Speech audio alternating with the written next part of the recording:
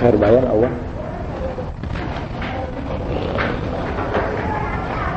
Ini bahasanya. Bismillahirrahmanirrahim.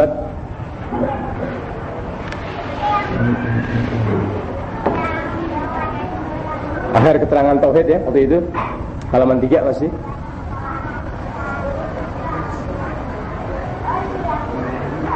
Masalah iman ya. Keterangan di bawah, qala ba'dhum, sebagian ulama berpendapat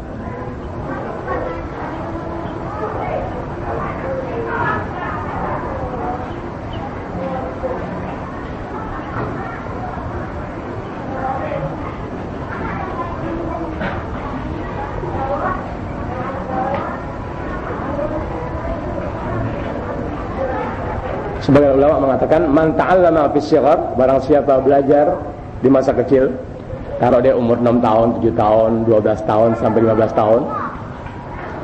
Amantu billahi wa malaikatihi wa kutubihi wa rusulihi wal yawmil akhir wa qadarihi khairihi wa syarrihi minallahi ta'ala. Barang siapa belajar di masa kecilnya, ya kita ngapa-ngapain dulu. Amantu billahi wa malaikatihi, terus masa kecilnya.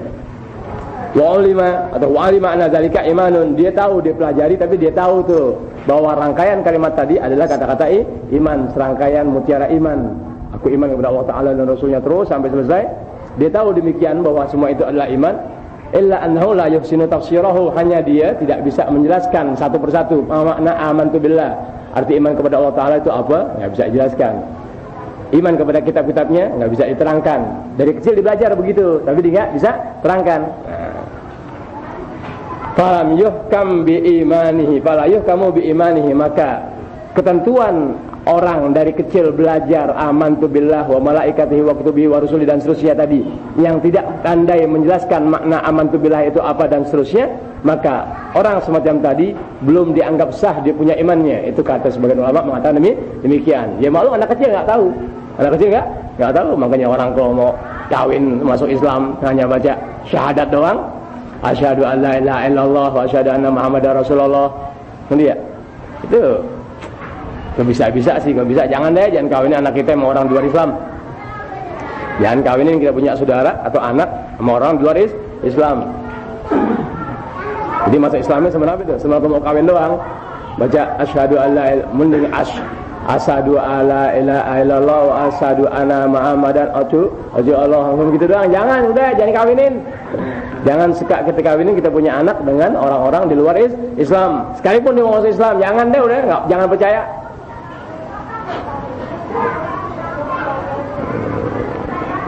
Wa qala ba'dhum, sebagian mengatakan imanu syakhsin, imannya seseorang hala yasin ay waqta sakaratil mauti, ketika dia akan mati, inda ru'yati makanihi fil jannati aw fil nar, ketika dia dapat atau diperlihatkan Allah Subhanahu wa taala di mana tempat dia, di surga atau di neraka. Jadi imannya seseorang ketika sakaratul maut, baru lagi sakarat baru percaya adanya Allah Subhanahu wa taala. Dari sakarat baru percaya. Wah iya, begitu Allah taala ada. Di mana dalam sakarat tadi diperlihatkan oleh Allah taala tempat dia di surga atau di neraka. Nah, iman orang semacam tadi pada saat ketika datang sakaratul maut ghairu maqbulin, tidak bisa diterima, ditolak. Iman orang yang model demikian ditolak, enggak bisa. Jadi Rasulullah Muhammad imannya telat. Imannya telat. Wa iman Allah Ta'ala, iman Allah Ta'ala ngambil pada saat sakaratul maut. Atau dia enggak pernah belajar agama, enggak pernah ngaji, enggak punya sembahyang, macam-macam, berantem, dia tusuk, ngap-ngapan lagi sakarat, baru dia iman Allah Ta'ala, tidak diterima. Jadi keadaan manusia bagaimanapun juga, kalau tobatnya atau imannya sama Allah Ta'ala ketika dalam sakratul maut, Tuhan tolak gitu. Jadi sebelum datang sakratul maut masih Allah Ta'ala maafkan, dia punya dosa-dosanya, masih andai kata dia tobat, Tuhan terima tobatnya. Tapi kalau sudah sakratul maut, dia baru mengucap syahadat, Tuhan tolak. Li'ada min ityan bil ma'mur bihi an ikhtiyarin, karena dia sendiri sudah enggak mampu lagi berbuat sesuatu apapun juga dari kehendak dia untuk macam-macam, udah enggak kuat. Nah, orang sakratul maut udah enggak bisa mikirin dirinya, udah enggak bisa. Orang sakratul maut enggak bisa mikirin dirinya. Makanya orang lagi sakratul maut disuruh baca atau disuruh menyebut sesuatu, ya Sebut dong, nyebut nama Allah, nyebut. Tetap nggak bisa. Biar diapain dari muda. La ilaha illallah Muhammadur Rasulullah. Tapi kalau semasa mudanya dia nggak pernah belajar agama, nggak pernah menghadiri majelis ilmu agama, pada saat dia mau mati, biar diajarin pakai speaker aja gitu, taruh kupingnya itu, pakai apa? Kayak headphone, kayak Walkman. Kayak mau mati pakai Walkman. Suruh sebut, tetap dia nggak pernah bisa. Kenapa? Sebab yang bisa menyebut la ilaha illallah Muhammad Rasulullah ketika saat sakratul maut datang atau ajal akan tiba hanyalah amal-amal soleh dia yang membimbing dia, bukan dia sendiri punya kehendak untuk berbuat demikian. Nggak mungkin, mustahil. Jadi amal ibadah seseorang pula lah yang dapat menyelamatkan dia ketika sakratul maut.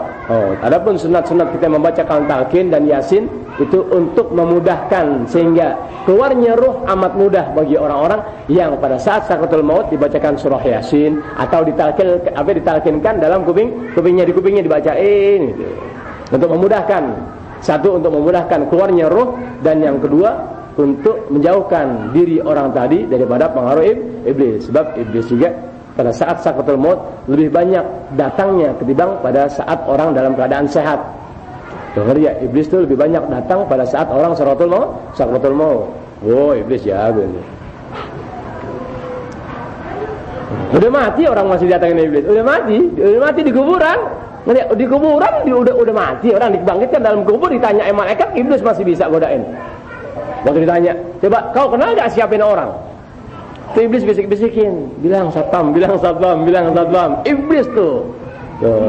Ya, makanya doa suka ada, wala taftinna, doa itu yang suka, jangan kau berikan ujian kepada kami ya Allah, ya. Sebelum mati dan sesudah mati. Ada tuh doa tuh, anda lupa tuh, enggak pernah hafalin doa. Jangan kau ujikan kami atau timpakan ujian kepada kami pada saat kami mati, sebelum mati dan sesudah mati. Sampai matinya orang dikerjain. Dalam kubur masih digodain iblis. Hampir begitu. Alhamdulillah. Tentu. Kenapa? Fa innal abda yara makanahu fi dzalikal waqt. Sebagai bab seorang hamba Allah Ta'ala yang dalam keadaan sakratul maut, dapat memandang atau dapat melihat tempatnya di surga atau di neraka pada saat itu. Gitu ya, ngerti ya? Orang yang mau mati itu tahu tempatnya di mana. Apakah tempatnya di DM, apa di Taman Mini? Ya, dia bisa lihat tuh.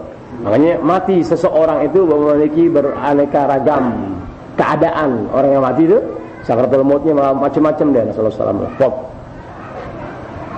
Ada yang kejengker, ada yang melotot, ada yang nganga, belum makan nasi ulam. Ada yang matinya ileran, orang belum buka puasa. Anda kan belum buka puasa, hari belum buka puasa, bodoh aja yang jemput. Bodoh, jemputan mau maghrib saya adik sampai mau maghrib. Kita mau buka puasa, dibaca-bacaan tanggung, diterusin baca-bacaan.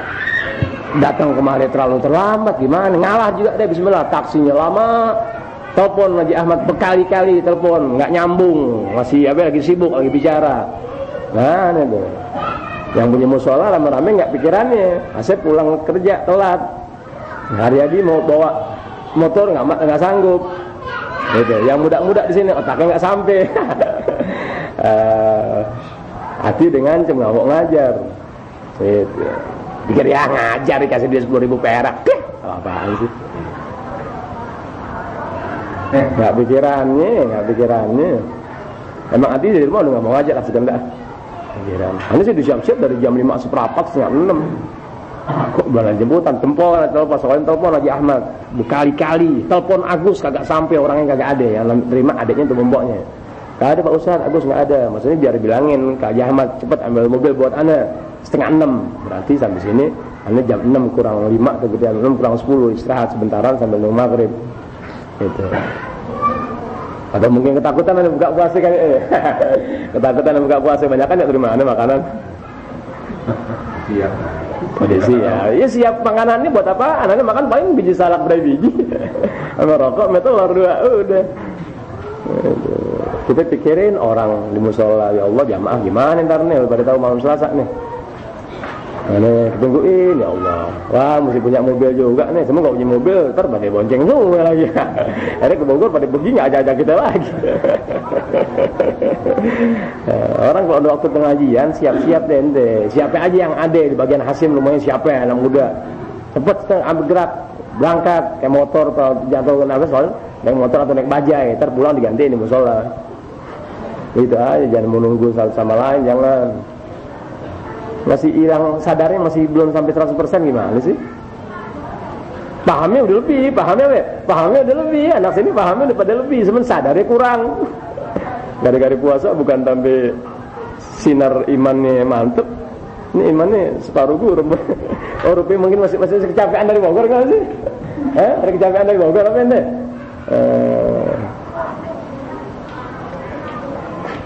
Sembatan bulan puasa, baca-bacaan kan enak bulan puasa. Aduh. Selamat. Jadi iman begitu ya keadaannya. Pokoknya begini, Bismillahirrahmanirrahim. Semasa orang masih mau belajar agama, bagaimanapun keadaannya, tetap imannya masih ada. Kekurangan-kekurangan Tuhan maafin.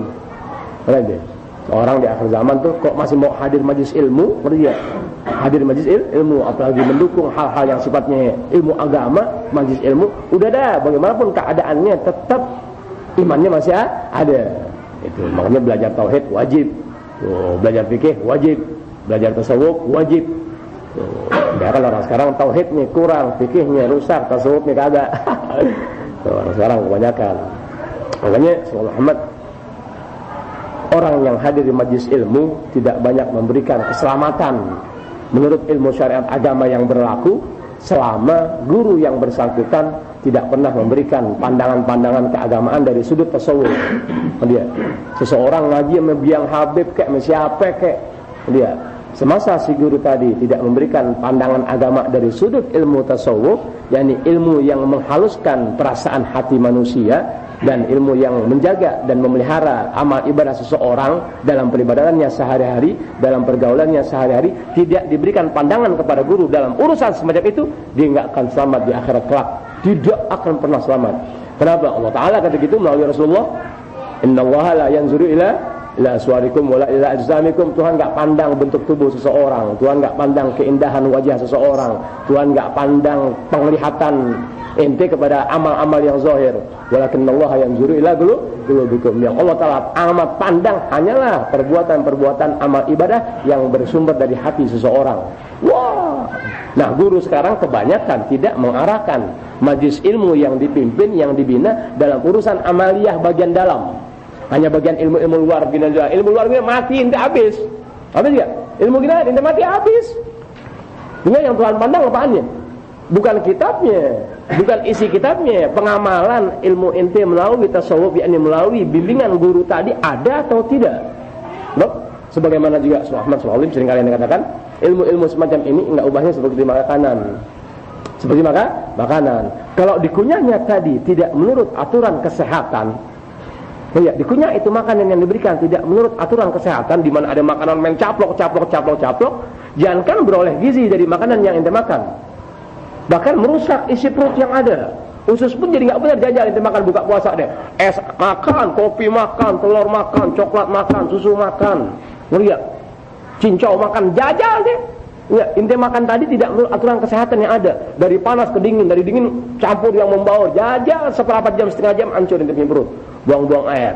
Apa nikmatnya itu gizi yang ada di makanan-makanan tadi yang memang ada gizinya. Apalagi itu makanan nggak bergizi, dibantu atau dicampur aduk dengan makanan-makanan yang Masya Allah tanpa diusahakan melalui kunyahan-kunyahan tertentu di mulut ente, hancur isi perut. Tuh, ilmu begitu juga yang diberikan oleh seorang guru. Siapapun orang yang mengajar kita pada masanya kelak, kalau dia hanya sifatnya memberikan penjelasan ilmu semata tanpa memberikan dukungan ilmu tasawuf, di mana ilmu tasawuf tadi nggak bisa dengan ucapan.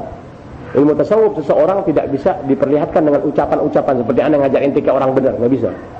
Pengamalan sehari-hari dari kerjaan tasawuf seseorang dalam hidupnya dapat terpancar pada saat dia bicara, dan setelah dia bicara kemudian di mana dia tinggal dan di mana dia bergaul terpancar betul itu ilmu, sehingga orang-orang yang mengikuti guru tadi dapat memandang betul guru aku dalam ilmu tasawufnya, betul dia yang kagak benar jadi benar, itulah ilmu tasawuf.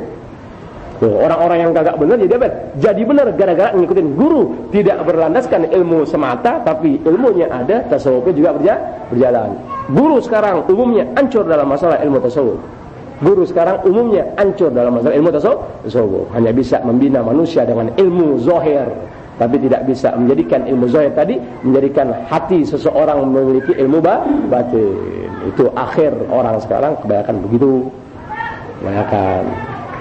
Seperti aneh misalnya, jarang deh yang mampu ngikutin aneh, jarang yang mampu, jangankan yang muda, yang tua nggak sanggup. Yang tua nggak sanggup. Ini bukan apa-apa, ini kiai-kiai juga sama habaib-habaib tertentu yang pernah kenal ana sepintas nggak sanggup ngikutin ana itu. Nggak sanggup. Saya bilang sanggup. Mesti jam 5 setengah 6 jemputan ana gini hari sampai. Saya bilang sanggup. Kalau guru lain kami saya berhenti ya, berhenti ayo saya berhenti tuh, berhenti di masjid. Ayo saya berhenti di masjid. Kalau ana sih di sini nggak bakal berhenti. Ana di sini bismillahirrahmanirrahim. Ana semasa ada anak umur tidak akan pernah ana berhenti dari salam. Nanti semasa ane masih ada umur, ane kasih tahu sama antum, semasa ane masih panjang umur, yakni belum mati, bismillahirrahmanirrahim, ane tidak akan pernah bisa meninggalkan semua majlis taklim ane semasa ane masih ada umur, kecuali setelah Allah Ta'ala kasih pandangan mata hati ane bergerak, baru ane lompat kayak masjid. Lompat gak? Lompat. Dan insya Allah tidak pernah menginjak lagi dalam arti mengajar, kalau kalah di kebun baru, di kebun baru, pengen ngajar nggak dikasih ngajar di musola, akhirnya sih ngajar di rumah seseorang, Bang Eing. Belum lama 3 hari yang lalu nih ke sana, dari pihak musola meminta supaya anda ngajar di musola, tidak ada. Lalu ngajar nyari duit loh, nggak ada, nggak bisa. Kecuali setelah mereka minta maaf dan mohon sama anda untuk mohon ya Habib ngajar di musola, baru anda pindah dari tempat anda biasa mengajar ke musola di mana anda mesti mengajar. Kenapa dulu gue nggak kasih gue? Setelah mereka kenal dekat baru kepengen. Ya, setelah kenal dekat baru kepengen. Kalau kita kayak kepengen nggak agak. Kenal dari jauhan pengen, pas dekat mau. Orang Darussalam kepengen begitu orang Darussalam. Ya, waktu dekat sama aneh kelihatannya enak, pas ngikutin aneh wah nggak kuat. Ngikutin Saudi begini nggak kuat, nggak rame nih ngaji begini. Wah nggak kuat, gimana? Sampai jemputan telan. Bang Bihi nggak ada Bang Bihi? Belum pulang. Oh belum pulang. Tapi kopi jahenya ada dong? Ada. Yang penting kopi jahe yang nggak hadir nggak apa-apa. Satu. Kedua, soal duit, anda mau tanya. Soal malam Kamis kemarin, anda terima duit dari Hasim sama Asep telat 20.000. Sebelumnya sama Wawan, ambil Iwan. Ini uang 20.000, anda nggak kenal dari siapa orangnya. Sebab surat yang diambil Iwan, anda kan biasa. Anda pernah kasih tahu orang sini ini tua atau muda, bahwa doa ana hanya khusus buat orang yang dukung ana. Nanti doa ana itu enggak pagi siang sore malam tanpa manusia harus tahu. Ana khususkan hanya untuk mereka yang dukung majlis taklim ana, baik yang dari Darussalam maupun yang di Bukit Duri. Doa ana khususkan untuk mereka, yakni yang membantu ana dalam urusan donatur itu. Satu, siapapun orang yang enggak mau tahu. Ya, pengertian nggak mau tahu, pokoknya kecil besarnya, apakah 200 atau 500, anda nggak pikirin. Sebab orang yang membantu engkau dalam urusan engkau adalah mereka orang-orang baik. Itu ada punya kode. Ya. Nah doanya khususkan ya Arab untuk orang-orang semacam ini. Sebab lancarnya musola Darussalam dan lancarnya majlis taklim di Bukit Duri tak luput dari bantuan orang-orang Darussalam, karena orang Darussalam tetap tercatat di buku ana bahwa mereka adalah sponsor majlis taklim Bukit Duri Zadul Muslim yang pengajian bulanan. Nah kemarin ini malam Kamis, ngerti ya Iwan Al-Solim, malam 8 di rumah Agus tuh Iwan dipanggil, mana Wan? Duit Wan, minta Wan. Semen 17 orang, berada dulu lihat hampir 40-an. Kata Iwan, Ustaz ini yang pasti-pasti. Oh, dibiarin deh. Ya. Kok yang ngasih sedikit amat? Duitnya semen sekian. Mana Iwannya ada? Enggak Ustaz, ini baru dimintain. Minta sekarang juga atau besok mesti kirim sama ana. Jangan sampai sore-sore. Kalau udah sore jam 4, setengah 5 atau jam 5 bukan nggak kepakai itu duit. Lebih banyak nggak terpakai. Sebab kita sudah belanjakan dari jauh pagi hari atau sebelumnya kita sudah belanjakan itu duit. Itu. Udah biarin telat. Kemudian anda lihat Pak Aceh nggak ada. Bang Didi nggak ada, Bang Bihi nggak ada. Ini nama-nama yang biasa ngasih duit nggak ada. Bukan nggak ada karena nggak ngasih, ngerti ya? Mustahil dia nggak ngasih. Sebenarnya aneh nggak tahu. Ini Pak Aceh apa 1.000, apa 500, Bang Bihi 5.000, apa 2.000, Bang Didi apa 1.000, apa nggak ngasih? Karena ini nggak tahu. Sedangkan doa ini khususkan untuk orang-orang ini dulu, yang di surat aneh dulu, donatur aneh dulu. Emang anda tekan ini dulu, mana orang-orangnya? Sampai diminta fotokopinya sama Asap buat apa? Kok anda baca doa ya Rob, ini orang-orang yang ada di sini ya Rob. Begitu. Ustaz, maaf Ustaz, karena kami yang nggak bisa ngasih, lain lagi urusan. Tahapan kedua, kenapa mesti begitu? Lihat Rasulullah SAW. Nanti lihat Rasulullah coba dakwahnya. Kenapa kok Rasulullah punya sahabat pilihan? Sekarang dia lihat, kenapa Rasulullah punya sahabat ini pilihan? Semua orang yang hidup pada zaman Rasulullah dan iman kepada Rasulullah, meski kumpulnya hanya 1 detik, dia dikatakan sahabat. Loh, kenapa ada sahabat-sahabat pilihan? Loh, kenapa ada sahabat-sahabat di bawah sahabat yang 4? Ada apa? Itu gara-gara sejauh mana dukungan para sahabat kepada Rasulullah, Allah Ta'ala yang membedakan. Tuh, para sahabat di mata Rasulullah. Sehingga Rasulullah setelah Allah Ta'ala kasih wahyu demikian keadaannya, dia duduk bersama sahabat-sahabat yang 4 dulu. Sebab ini manusia-manusia tangguh. Bukan tangguh sekedar badannya, sekedar kepandaian silat dan kepandaian perangnya, tapi tangguh dalam hal membela Rasulullah dengan segala kelebihan yang ada. Nah, inilah manusia-manusia yang dapat khulafa rasyidin. Ini manusia yang 4. Tuh, di mana yang 4 ini membawahi sahabat-sahabat lainnya. Ibarat kita nih, donatur. Pertama, doa aku dapat dari misalnya doa anak untuk ini ya Rabb manusia-manusianya. Kedua, buat sebawahnya. Kemudian uangnya enggak ada tapi hadir di majelis ilmu. Di mana hadir di majelis ilmu tadi, mereka membahu apakah dalam urusan kebersihan mushola atau kerapian mushola atau urusan kalau ada acara apa-apaan di mushola. Lihat manusia-manusia ini. Baru manusia-manusia yang lemah dalam arti memang tenaganya untuk membantu mushola nggak bisa, ya, membantu donatur nggak bisa, tapi hadir di majelis ilmu. Baru itu manusia ketiga. Hanya orang-orang ini yang anda doain. Gitu. Apakah antum nggak pernah berasa? Emang susah sih. Nggak pernah merasakan sih orang doain. Nanti, ini nggak pernah berasa sih orang doain nih. Nggak berasa. Kalau anda sih berasa ente. Yang apa anda baca tuh terkabul sama ente tuh atau berasa nih. Kenapa? Kalau nggak berasa terkabul nggak mungkin ente bisa hadir. Nanti. Kalau doa anda mardut Tuhan tolak, nggak mungkin ente bisa hadir di majelis anda terang-terangan deh. Nggak ada yang bisa hadir di majelis anda, hanya manusia-manusia yang baik. Orang kotor nggak bisa hadir di majelis anda terang-terangan. Nggak bisa ente emang disingkirin, ya Rabb, orang-orang kotor jangan hadir di majelis aku ya Rabb, jangan, kecuali kotor pengen bersih, baru emang kita doain begitu, tetangga-tetangga emang kita doain. Kalau kok sengaja ngajak datangnya pengen ngotorin musola